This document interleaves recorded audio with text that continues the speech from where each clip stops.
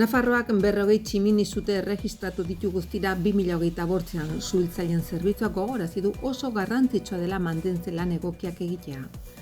Bapeatzea ez da dirudiena lurrunaren arriskui buruz sensibilizatzeko eta zigarro elektronikoen kontsumoa prebenitzeko osasun kanpainan. Landa Garapeneko eta Ingurumeneko departamento baieztatu du Nafarroan hegazti gripearen kasu bat agertu dela hegazti basati batean. Alfaro lehendakariordeak nabarmendu du babes komunitarioa familia errefuxiatuak beren kabuz ibili ahal izan arte laguntzeko modu bat dela. Nafarroko Ospital Unibertsitarioko Iktus unitateak 1084 ospitalaratzea hartatu zituen 2024an aurreko urtetako zifraren antzekoa. Iruñan egingo den Euskal Pilotaren interpretazio zentroa pilotaleku batean inspiratuta egonen da eta volumen moldakor bakarra eta arresiakiko irekia dagoen plaza bat eratuko dute 2 pareta izanen ditu. Iruñeko udalaren bizi eskolak 900 persona baino gehiagori hirian bizikletak segurtasunez eta erraztasunez ibiltzen irakatsi die 2017az geroztik.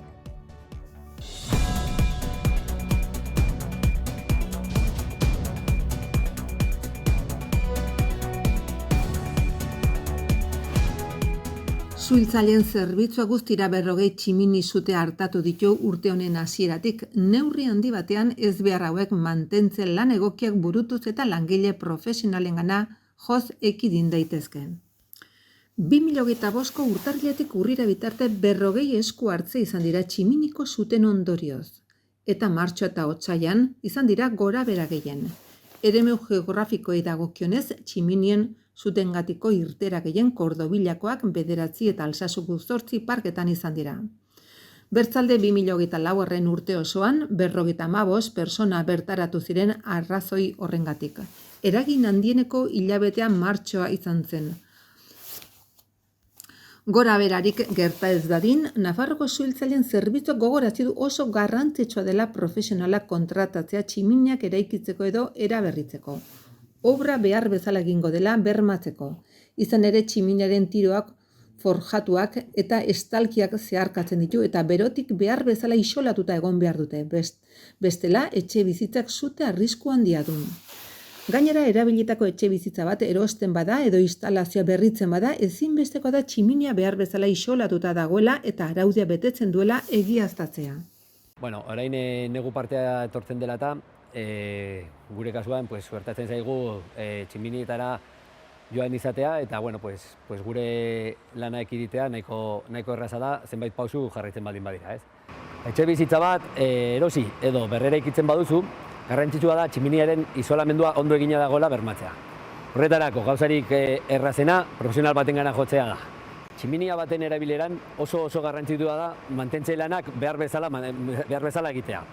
Garbiketa urtero egin beharreko gauza bat da. Horretarako hoberena da garbitzaile batekin kontaktuan jarri eta urtean behin edo urtean bitan tximiniaren garbiketa sakon bat egitea. Tximiniaren erabileran saihestu behar dira egurra inkargan. Askotan badaukagu behar baino egur gehiago sartzeko joera, hotzaren eraginez, baina ez da oso eraginkorra. Hildo horretik gainera ere, hobe da egur lehorrak eta gogorrak erabiltzea. Bai, aritza artea edo pagoa bezalako egurrak eraginkorragoak dira.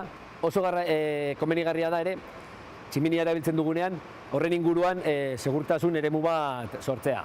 Ez jartzea, sua hartu dezaketen gauzak, garrantzitsua da tximinia dagoen gela aireztatua egotea.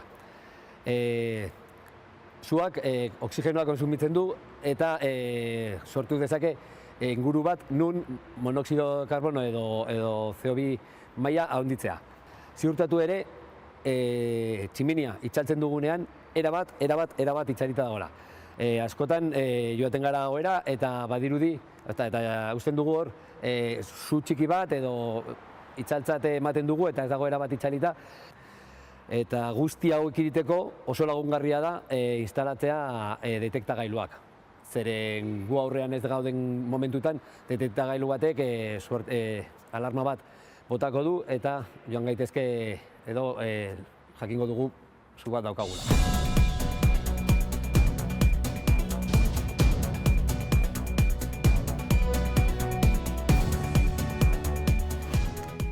Nafarroko Osasun Publikoaren eta Lan Osasunaren Institutuak kanpaina bat abiarazi du lurrunaren arriskuei buruz sentsibilizatzeko eta kontsumoa prebenitzeko, bereziki neraben eta gazten artean, familia ingurunearen eta referentziazko helduen bidez. Helburua mitoak desmuntatzea da, ala nola fruta zaporeko lurruna baino ez da, edo ez du menpekotasunik sortzen. Baina zer dira zigarro elektronikoak? Likido bat berotzen duten gailuak dira, eta hori egitean, bapeatzean arnasten den aerosol bat sortzen dute. Aerosol horrek partikula ultrafinak, nikotina, zapore emaile toxikoak, sustantzia kanzerigenoak eta metal astunak izan ditzake barne, esaterako nikela, estainua eta beruena. Nafarroko Osasun Publikoaren behatokiaren arabera, 14 eta 18 urte bitarteko Nafarroko biztanleriaren 48,5% nozbait bapeatu du eta horrek 7 puntu gehiago suposatzen ditu 2021 dagokionez. Gainera, 26%ak azken urtean egin omen du. Helduengan eta estatu osoan ere agertzen den joera kezkagarria horren aurrean, Nafarroko Osasun Publikoaren osasun eta osasun politika guztietan sustatzeko atalak bapeatzea ez da dirudiena kanpaina jarri du abian. Nafarroan 14 eta 18 urte bitarteko gazteen 48,5%ek bapeatu du noizbait. Ara, begira? Ja, modan dago. Nik ez dakit asko bapeatzeari buruz. Bilatuko dugu. Ados. Bapeatzea ez da dirudiena. Bapeatzeari buruz hitz egin eta informa zaitez bapeatzea ez da dirudiena.nafarroa.eus webgunean. Gobierno de Navarra.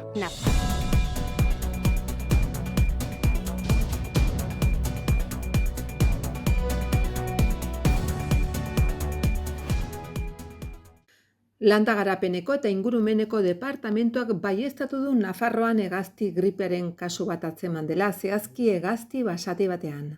Zehazki Argedasen hilda aurkitutako kurrilo bat da, eta Madrilgo erreferentziazko laborategira bidalitako analisiek diagnostikoa berretsi dute. Gainera, kurriloen beste 3 gorpuren emaitzak falta dira.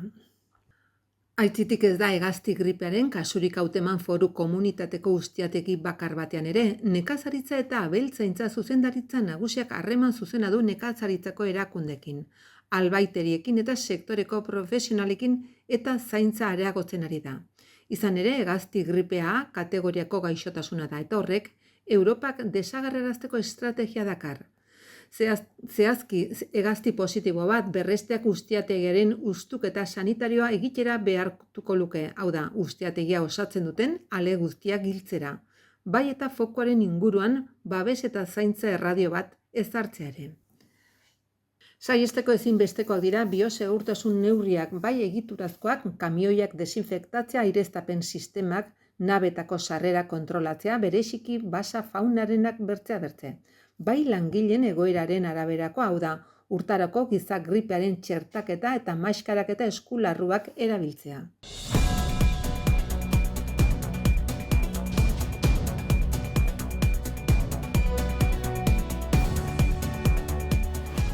Begoña Alfaro Nafarroko Gobernuko 3. lehendakari orde eta etxebizitzako gazteriako eta migrazio politiketako kontseilariak babes komunitarioaren balioa nabarmendu du. Familia errefuxiatuak beren kabuz ibili ahal izan arte laguntzeko modu gisa. Hala adierazi du Tuterak eta bihar Iruñak hartuko duten nazioz araindiko konferentzi baten irekieran. Migrazio politiken zuzendaritza nagusiak antolatu du eta Europa osotik etorritako 100 bat gonbidatuk beren esperientziak eta jardunbide egokiak azalduko dituzte. Administrazioen arteko lankidetzari esker 6 familiri harrera egin zaie programa honen esparruan, 6 istorio ezberdin, izendatzaile komun batekin. Zerbait berria hasteko adorea eta prozesu hontan inplikatzea erabaki zuen komunitate baten elkartasuna nabarmendu du Alfaro presidente ordeak programa honen ezaugarri erreferentzia eginez. Beste batzuek ez bezala, hau da, errefuxiatuen harreran zuzenean komunitatea berak parte hartzen duela. Estatuan, Nafarroa eta Euskal Autonomia Erkidegoa dira babes komunitarioko programak zuzenean mantentzen eta finantzatzen dituzten 2 erkidego bakarrak.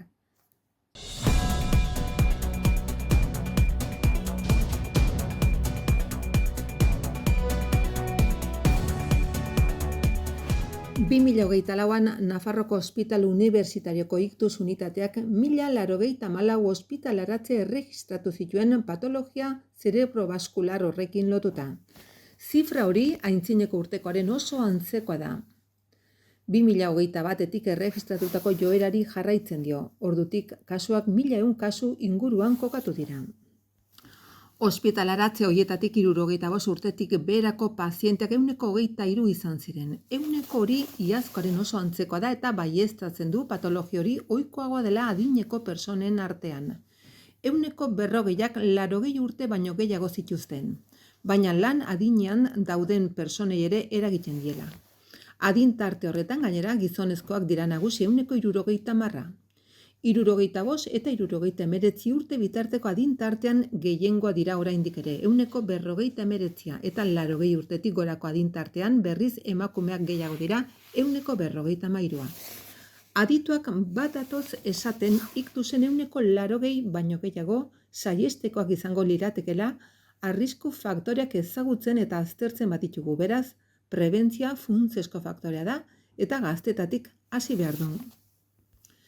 Gaixotasunaren arrisku faktore aldagarri nagusiak dira hipertensio arteriala, obesitatea, diabetesa, kolesterol altua, toxikoen kontsumoa eta tabakismoa. Arrisku faktore horiek guztiak elkarren artean erlazionatuta daude eta handitzen ari den beste patologi baten eragile dira. Patologia hori da iktusaren kausa ohikoena bat, fibrilazio aurikularra duen kardiopatia. Faktore horiek errasten dituzten bizimoduak jarduera fisikorik eza, estresa eta lo falta dira eta elikadura ez oso osasungarria. Persona bat iktusa jasaten ari dela adieraz dezaketen sintoma nagusiak hauek dira, bat-batean aho ertzetik desbideratzea, paralisia erabateko edo partziala, edo gorputzeko zati baten sensibilitatea aldatzea, edo ikusmena guztiz edo partzialgi galtzea, hizketaren edo hizkuntzaren ulermena nahasmenduak, edo buruko min zakarra edo oso handia. Sintoma horiek aldi baterako edo laburra agertzen badira ere, garrantzitsua da berehala 112 deitzea.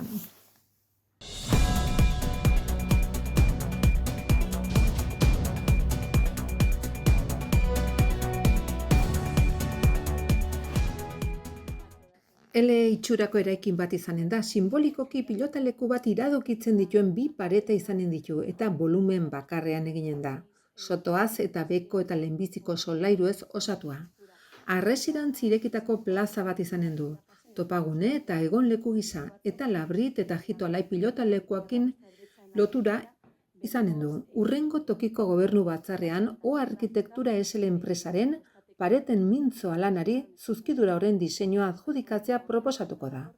Zuzkidura zezen plazaren atzeko orubean eraikiko da. Hemingway pasealekuak Aralarkaleak eta Juan Moya Bernedo pasealekuak zedarritutako gunean. Joseba Ziron, alkatea Borja Izagirre, hiri bizigirri eta jasangarriko zinegotzi ordezkariak eta Maialen Ariz, proiektuetako eta mugikortasuneko zuzendariak proposamenaren xehetasunak azaldu dituzte. Proposamen horrek epaimahai teknikoaren puntuazio onena jaso zuen iazko azaroan, bai eta parte hartzeko prozesuaren ostean ere. Orduan, aurre proiektuen eguneraketan, txertatuta behar izan dituzten iradokizunak eta ekarpenak egin baitziren. Tokiko gobernu batzarrak adjudikazioa onesten duenean, o arkitektura SLP enpresak 4 hilabeteko epea izanen du behin betiko proiektua idazteko. Ondoren, lizitazio prozesu abiatuko da, eta horren ondoriozko adjudikazio eta epeak betetzekotan, 2026ko azken hiruhilekoan lanak hasi beharko dira. Euskal Pilotaren Interpretazio Zentroak kirol horrek eta barne hartzen dituen askotariko disiplinek historian zehar izan duen garrantzia ikusarazteko gunea da. Pilota zalen topagunea, bai eta ekimen berriak sortzeko guneare. Interpretazio Zentroak erakusketa gune bat eta ikerketarako prestakuntzarako eta jarduerak garatzeko guneak izanen ditu.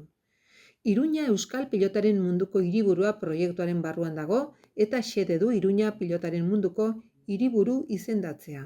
Hiri, kultura eta kirol mailetako ekimena da eta kasu hontan gure lurraldean pilotaren kultura goraipatzen du.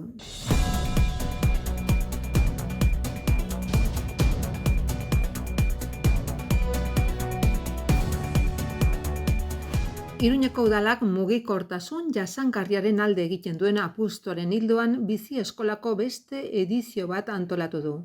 Herritar helduei bizikleta zibiltzen ikasteko eta beren abilezia hobetzeko aukera ematen dien tresna. Guztira 32 lagunek hartu dute parte hilaren hasieran amaitu zen ekimenean, batez ere emakumek. Aurtengoa kontuan hartuta 19 edizio egin dira 2017an programa martxan jarri zenetik. Proposamen honi esker, denbora tarte horretan guztira 911 lagunek ikasi dute bizikleta zibiltzen edo gurpilen gaineko trebetasuna hobetu dute.